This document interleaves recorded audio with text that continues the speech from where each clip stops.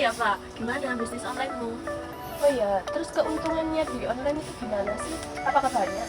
Sejujurnya kalau dari segi keuntungan itu tidak bisa menjamin banyak enggaknya, karena juga banyak pesaing baru, terus pajak-pajak aplikasi juga besar, masyarakat juga tidak membeli di satu e-commerce saja, jadi tidak bisa menjamin keuntungan itu besar seperti itu. Berarti nggak menjamin ya kalau di e-commerce di toko-toko online itu keuntungannya itu sangat besar. Tidak menjamin. Nah kalau gitu semangat ya bisnisnya. Terima kasih.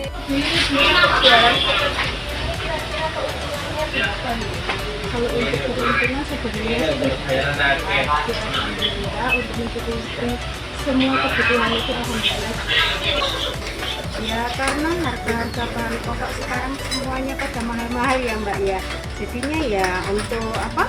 Untuk pemasukannya itu mungkin lebih sedikit. Bagaimana dengan bisnis online yang ada di luar? Apakah berpengaruh dengan ekonomi yang ada di sini?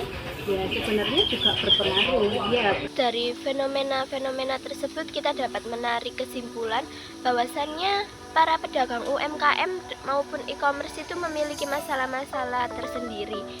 Para pedagang UMKM merasa tersaingi oleh pedagang-pedagang e-commerce dan juga merasa bahwasannya pemerintah itu kurang paham akan kenaikan bahan baku yang menyebabkan mereka para pedagang kecil seperti penjual nasi atau gorengan ini merasa kurang mampunya untuk membeli bahan-bahan baku dan bingung untuk gimana sih agar jualannya ini tetap laku. Dan sedangkan di e-commerce sendiri ia merasa tersaingi dengan e-commerce lain, bahwasanya masyarakat itu tidak melulu hanya membeli di salah satu e-commerce, banyak pesaing-pesaing, dan di e-commerce ini juga kayak merasa berat akan pajak e-commerce dan pajak pemerintah yang amat sangat tinggi.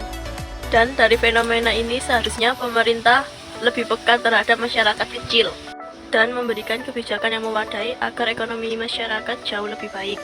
Seperti halnya membantu menstabilkan harga-harga bahan baku, sedangkan di e-commerce pemerintah juga harus memikirkan pajak yang tidak merugikan negara dan tidak merugikan pengusaha yang ada di e-commerce. Pemerintah harus ikut andil dalam hal ini. Sedangkan untuk masyarakat dan pelaku UMKM juga harus ikut serta membantu pemerintah dalam halnya membayar pajak dan saling menguntungkan bagi negara.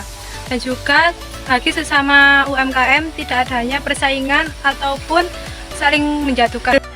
Demi membangun ekonomi Indonesia yang lebih baik, mari kita bersama-sama peka dan peduli terhadap ekonomi yang ada di Indonesia.